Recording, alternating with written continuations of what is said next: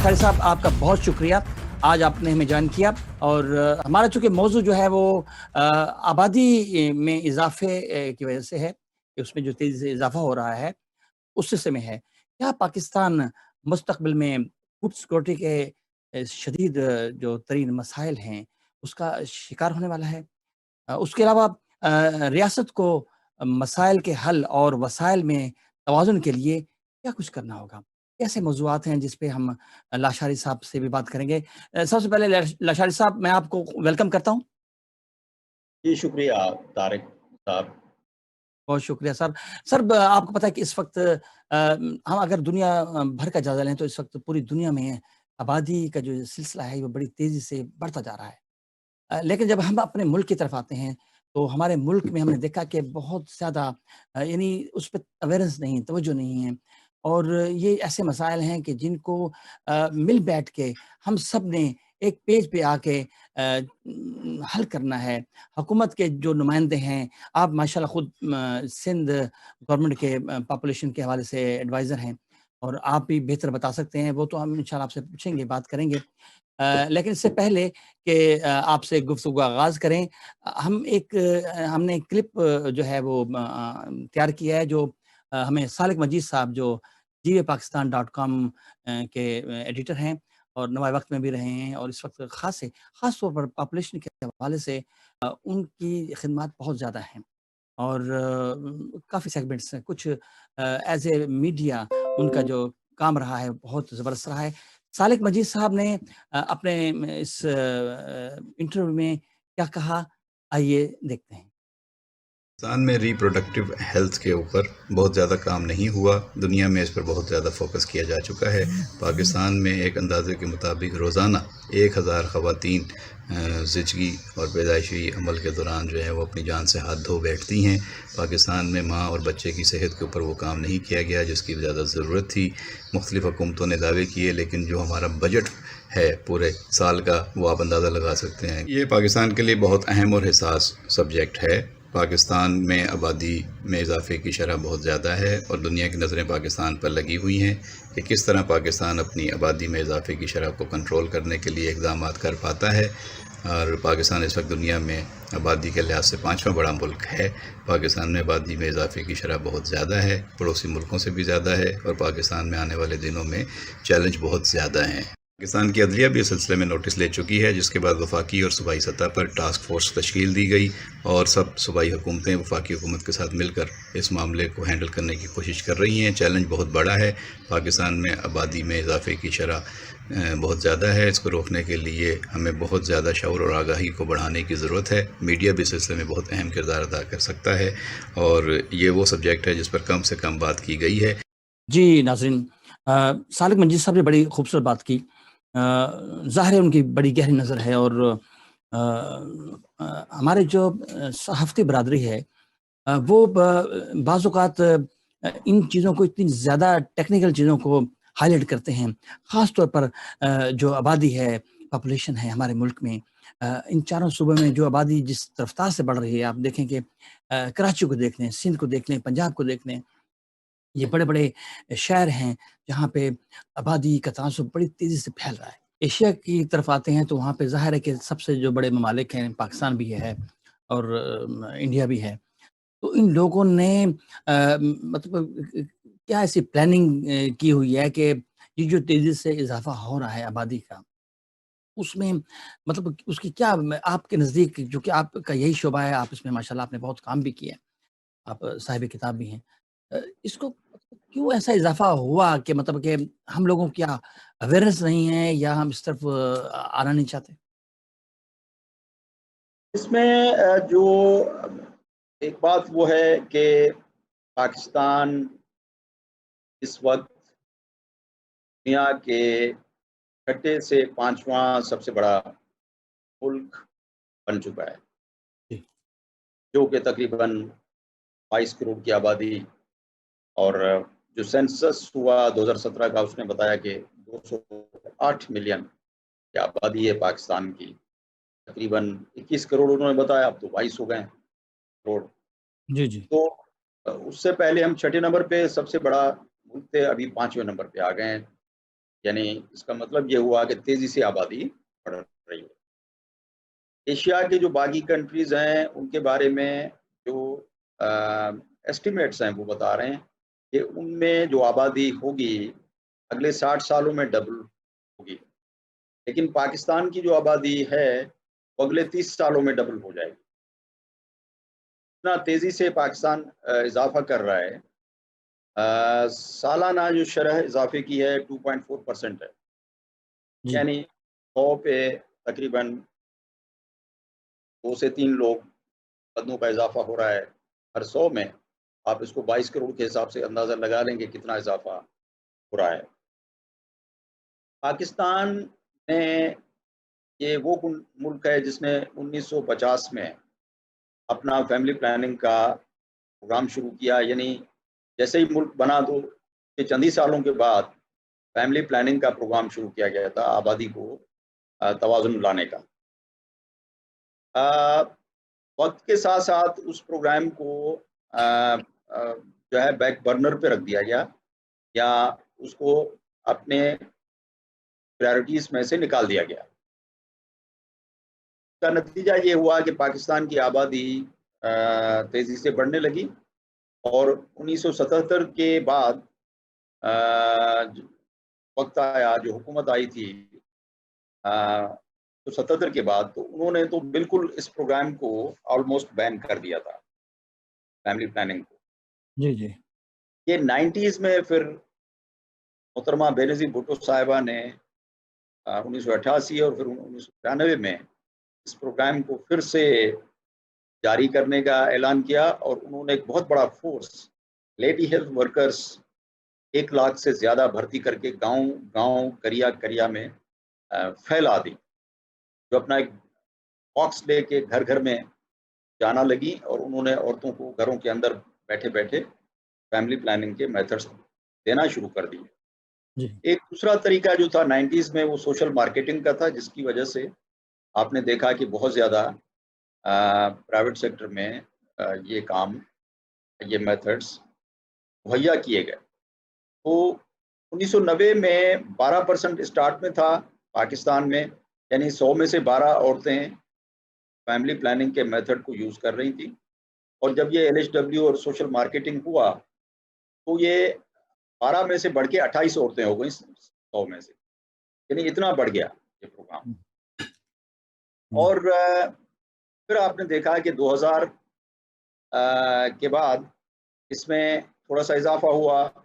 हमने देखा कि 2012-13 में 35% या 15 औरतें 100 में से 35 औरतें 100 में से ले रही थी फैमिली प्लानिंग। और बाद में इस पे थोड़ा सा कम हुआ, इस पे इन्हिसार। और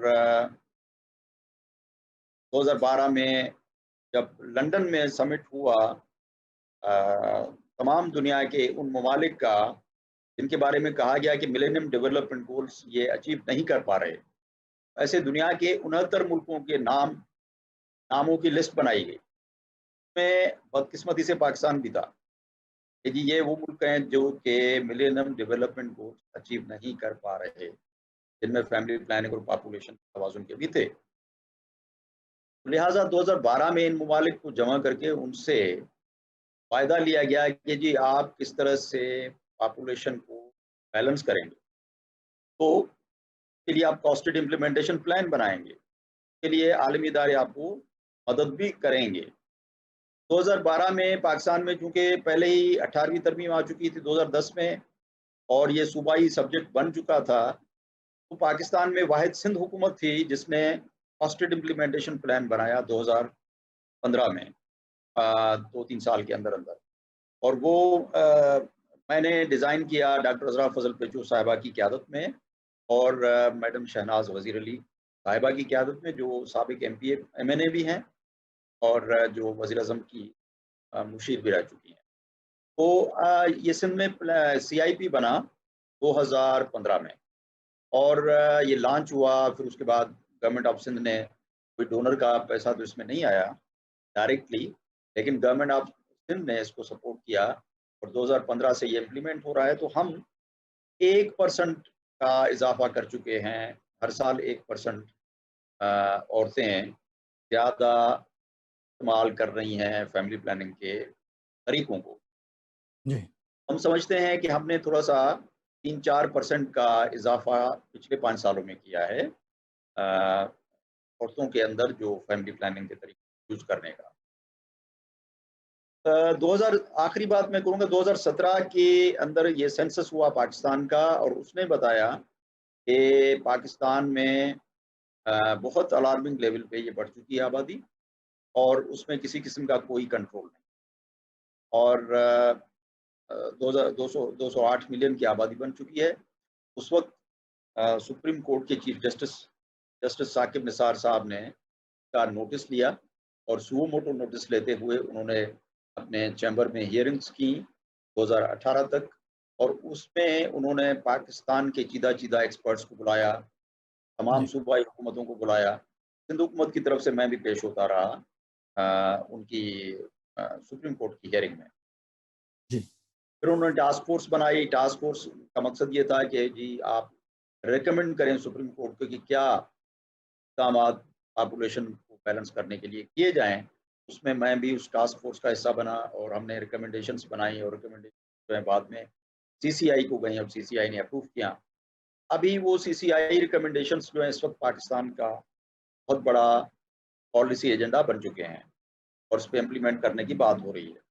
FP 2020 جس پہ ہم نے CIP بنایا، وہ ابھی FP 2030 بن چکا ہے، یعنی اگلے 10 سال تک اس کو بڑھایا گیا ہے.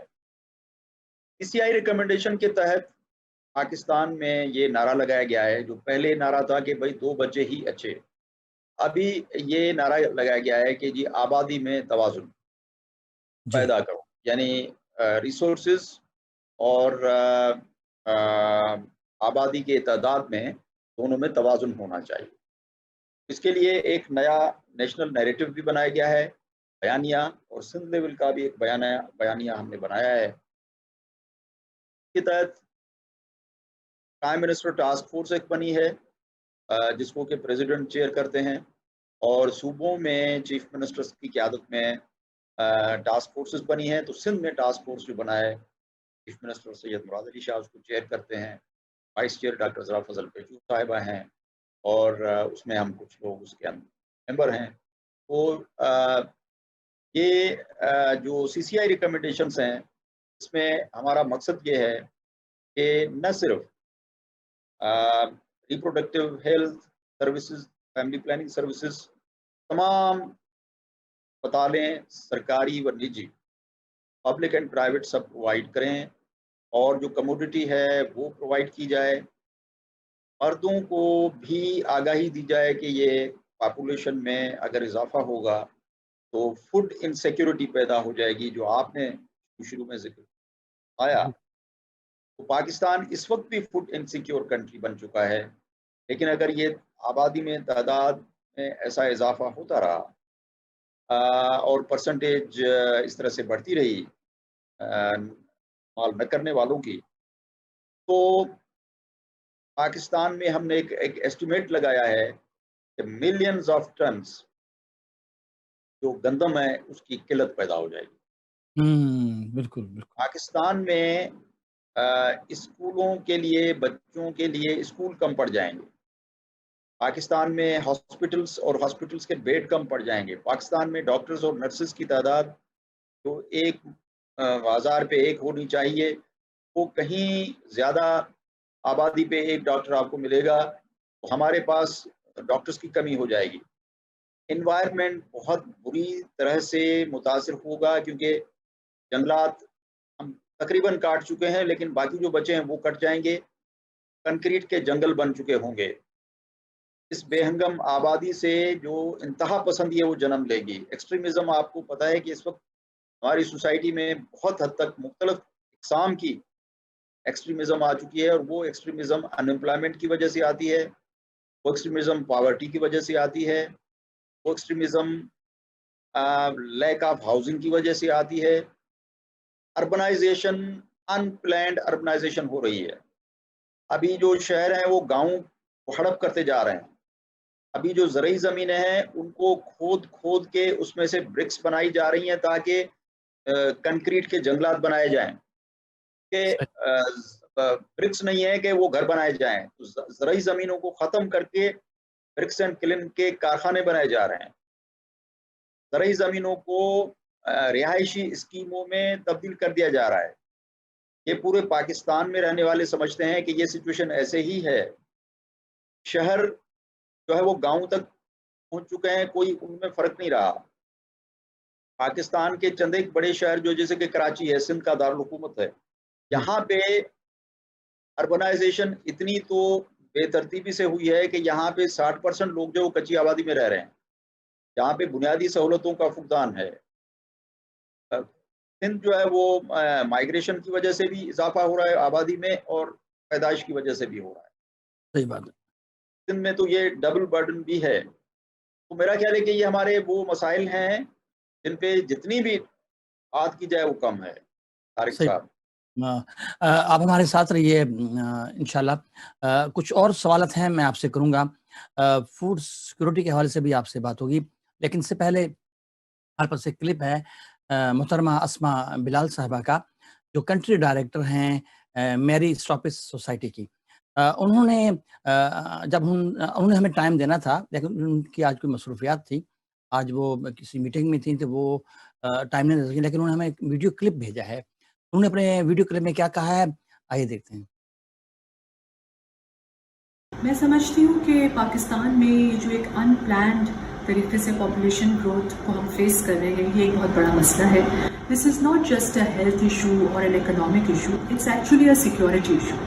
More than 60% of our population is under the age of 30, and without making the requisite investments in their education, skills development, health, this young population will become a liability for us in the future, and it will actually pose a security threat to the country. اس وقت پاکستان میں population planning کے حوالے سے جو میں سمجھتی ہوں کچھ بڑے مسائل ہیں۔ پولیٹیکل کمٹمنٹ کی کمی نہیں ہے، ہمارے جو اس وقت پولیٹیکل لیڈرشپ ہے انہوں نے بارہا اس مسئلے کو اور اس کی اہمیت کو مختلف پلیٹ فارمز پہ ہائی لائٹ کیا ہے، اور پولیٹیکل کمٹمنٹ موجود ہے۔ ہمیں اس وقت سروسز، ہائی کوالٹی سروسز کی رسائی کو یقینی بنانا ہے، کیونکہ ہمارے جو دیہی علاقے ہیں خاص طور پہ، یا ایون اربن سلمز میں بھی جہاں پہ کہ ان میٹ نیڈ بہت زیادہ ہے فیملی پلاننگ سروسز کے حوالے سے، وہاں پر اس بات کو یقینی بنانا ضروری ہے کہ ہائیلی ٹرینڈ اور کوالیفائڈ ہیلتھ پرووائڈرز لوگوں کو مکمل کاؤنسلنگ اور معلومات فراہم کریں اور یہ سروسز لوگوں تک پہنچائی جائیں۔ تو میں سمجھتی ہوں کہ پالیسی کہہ لیجئے، ریسرچ، ایویڈنس، یہ سب کچھ موجود ہے، ہمیں معلوم ہے کہ کیا کرنا ہے۔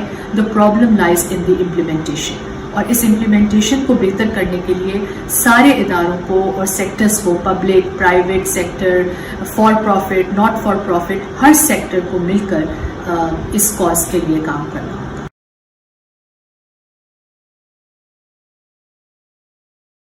جی، اسما بلال صاحبہ جو کنٹری ڈائریکٹر ہیں میری اسٹاپٹ سوسائٹی کی، انہوں نے اپنے اس بیان میں یہی کہا کہ جو خاص طور پر جو آج کل کی جو آبادی کو اگر کنٹرول اگر ہم اس وقت تک کر سکتے ہیں جب تک ہمیں اویئرنس نہیں ہوگی، ان چیزوں کا بڑا خیال رکھا گا۔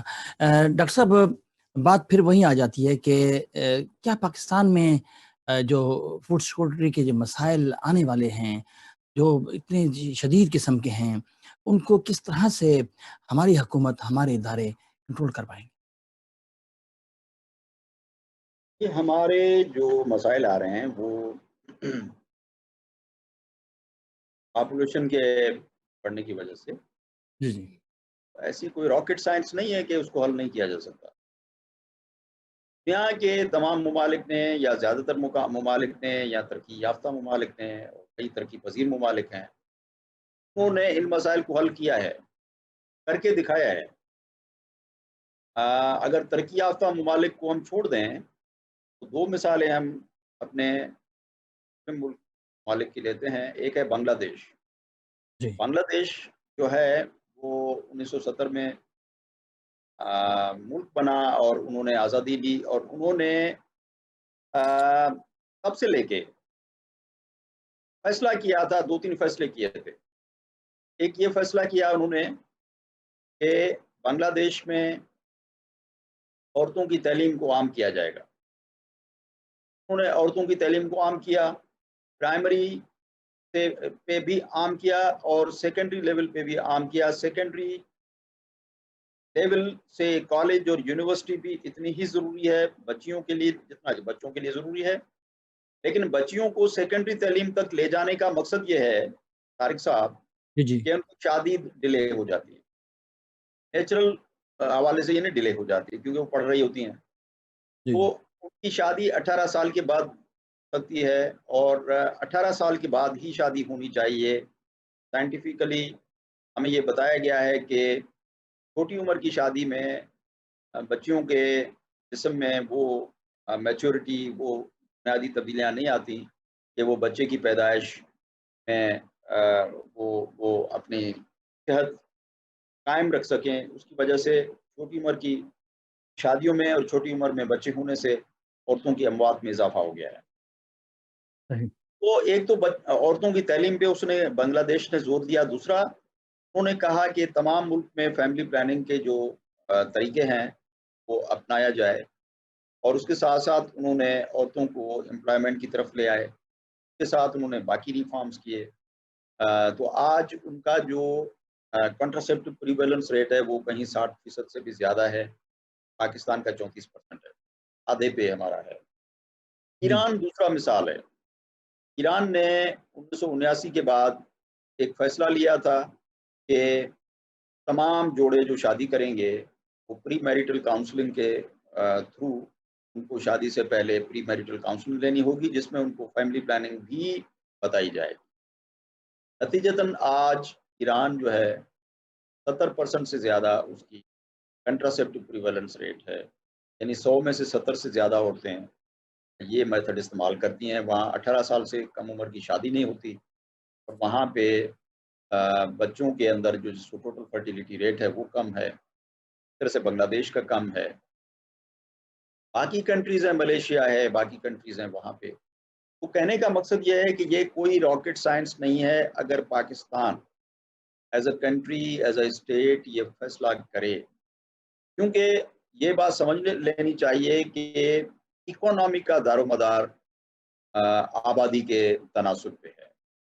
آپ 100 لوگوں کو کہیں کہ یہ 5 روٹیاں ہیں آپ نے کھانی ہیں، 5 روٹیوں کے 2 ٹکڑے کرنے پڑیں گے، لیکن اگر آپ 50 لوگ ہیں اور ان کو کہیں کہ یہ 20 روٹیاں ہیں تو شاید وہ بہتر طور پہ 50 لوگوں میں تقسیم ہو سکے۔ تو ہم 100 پھر 100 سے 200 پھر 300 پھر 400 کی طرح بڑھتے جا رہے ہیں آبادی کے تناسب کے حساب سے، لیکن ہمارے جو ریسورسز ہیں وہ اس حساب سے نہیں بڑھ رہے۔ جیسے آپ نے دیکھا کہ ایگریکلچر کا جو ہے اکانومی میں جو پرسنٹیج ہے وہ کم ہوتا جا رہا ہے، پروڈکٹیوٹی کم ہوتی جا رہی ہے، جو زرعی اجناس ہیں ان کی ہمیں امپورٹ کرنا پڑ رہا ہے۔ گندم بھی کبھی کبھار امپورٹ کرتے ہیں، حالانکہ ہم ویٹ میں رچ کنٹری ہیں۔ اس طرح سے ہماری آپ دیکھیں کہ باقی جو صنعتی پروڈکٹیوٹی ہے وہ لیبر فورس پارٹیسپیشن کم ہے، عورتوں کی لیبر فورس پارٹیسپیشن کم ہے، عورتوں کے اندر جو سیکنڈری اسکول میں جو بچیاں ہیں وہ جا نہیں پاتی۔ ہماری جو ٹیبوز ہیں، تو ہمارے مختلف وہ ٹیبوز ہیں جو کہ دنیا کی کسی اور ملک میں نہیں ہے۔ ایون سعودی عربیہ کا جو کنٹراسیپٹو پریویلنس ریٹ ہے وہ ہم سے زیادہ ہے۔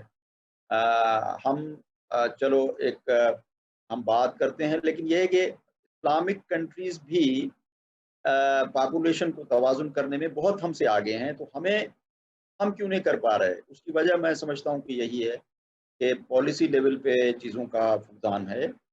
ہم جو ہے وہ اگر معیشت کو بہتر بنانے کی بات کرتے ہیں تو ہم کہتے ہیں کہ جی ہمارے ریزرو بڑھ جائیں، ہمارے ریمیٹنسز بڑھ جائیں، ہمارے جو ہے وہ انڈسٹریل پروڈکشن بڑھ جائے، لیکن ہم یہ نہیں دیکھتے کہ ہماری جو آبادی ہے وہ کوالٹی والی آبادی ہو۔ ہم یہ نہیں دیکھتے کہ ہماری کتنی لیبر فورس کتنی تعلیم یافتہ ہے، ہم یہ نہیں دیکھتے کہ ایک بندہ کمانے والا ہے اور 10 کھانے والے ہیں.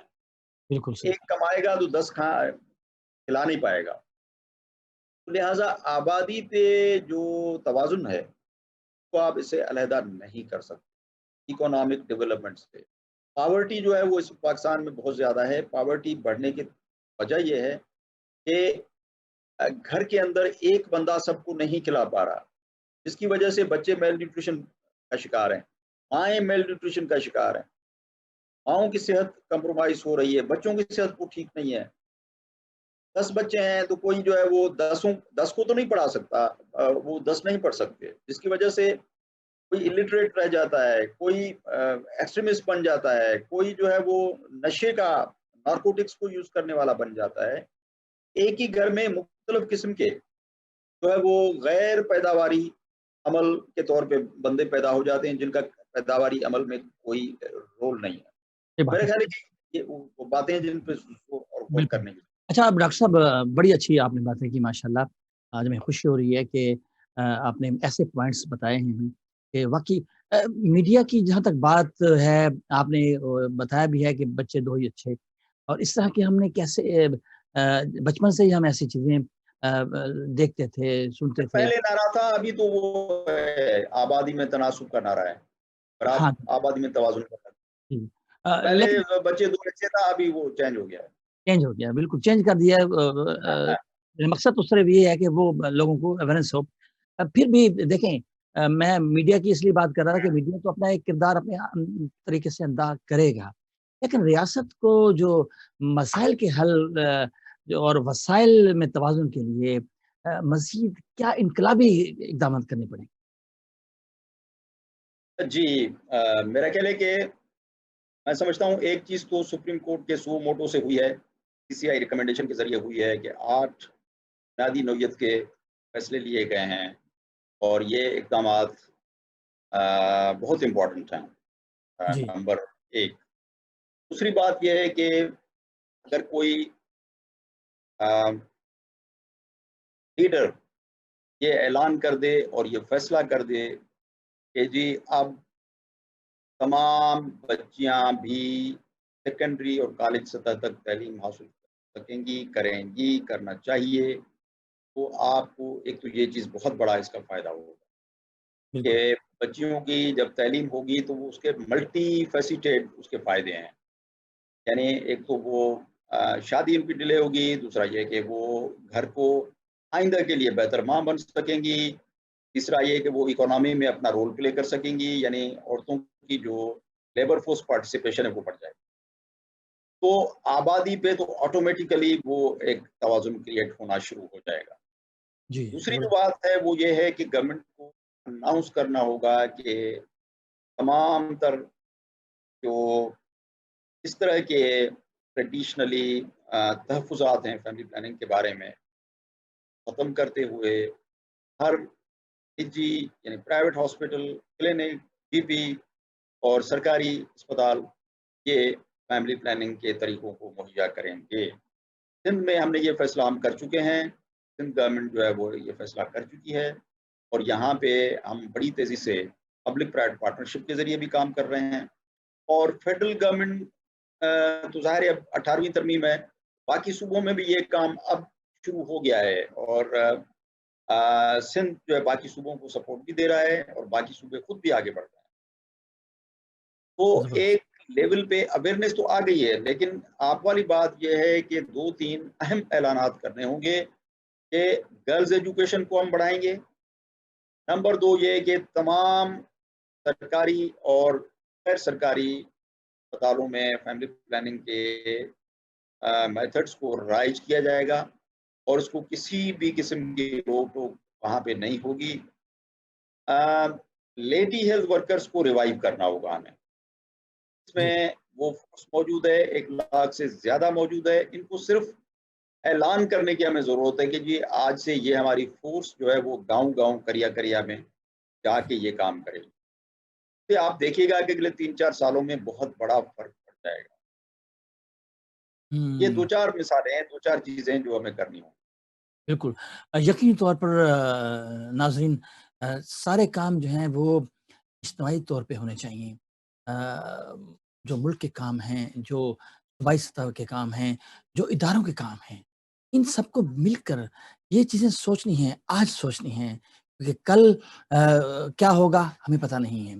ڈاکٹر صاحب آپ سے آخر میں جاتے ہوئے میں یہ سوال کروں گا کہ ہماری جو اس وقت والدین ہیں، خاص پر والدین ہیں، آپ نے جیسے ایجوکیشن کے حوالے سے بات کی کہ ان کو پڑھائیں لکھائیں، والدین کے لیے کیا پیغام دیں گے کہ وہ اپنے بچوں کو اس طرف لائیں؟ وہ بھی تو آخر ظاہر ہے گھر جو ہے وہ پہلی درسگاہ ہوتی ہے بچوں کی. والدین بچوں کو کس طرح اس طرف لائیں کہ وہ بھی اس اہم چیز کو کی طرف ان کی اویئرنس ہو؟ جی جی طارق صاحب، دنیا بھر میں لائف اسکل بیسڈ ایجوکیشن رائج ہے. اس کا مقصد یہ ہے کہ بچے کو 2.5 سال کی عمر سے ہی ارلی چائلڈ ایجوکیشن دی جائے. پہلے جو ہے والدین اپنے گھر میں بچوں کو لائف اسکل سکھائیں کہ بچوں اور بچی کو اسکول میں جانے کے لیے تیار کرنا، بچے اور بچی کو اس بات کے لیے تیار کرنا کہ بھائی آپ کے ساتھ کوئی زیادتی نہ کرے، وہ اپنے بارے میں اویئرنیس دینا، وہ اپنی ہائیجین کے بارے میں دینا. یہ لائف اسکلس کہتے ہیں. ان کو گورنمنٹ سطح پہ بھی نافذ کیا جا رہا ہے اسکول کالجز میں، لیکن والدین کا بھی فرض بنتا ہے. بالکل دوسرا، والدین کے لیے یہ فرض بنتا ہے کہ وہ بچیوں کو اسکول ضرور بھیجیں. بچوں کو بھیج دیتے ہیں، بچیوں کو نہیں بھیجتے.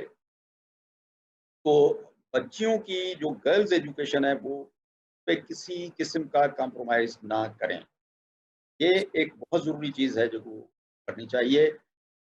تیسری چیز وہ میں یہ کہوں گا والدین کو کہ بچوں کی یا بچیوں کی شادی 18 سال سے کم عمر نہ کریں. کی صحیح وجہ یہ ہے کہ بچیوں کا جسم صحت کے حساب سے تیار نہیں ہوتا.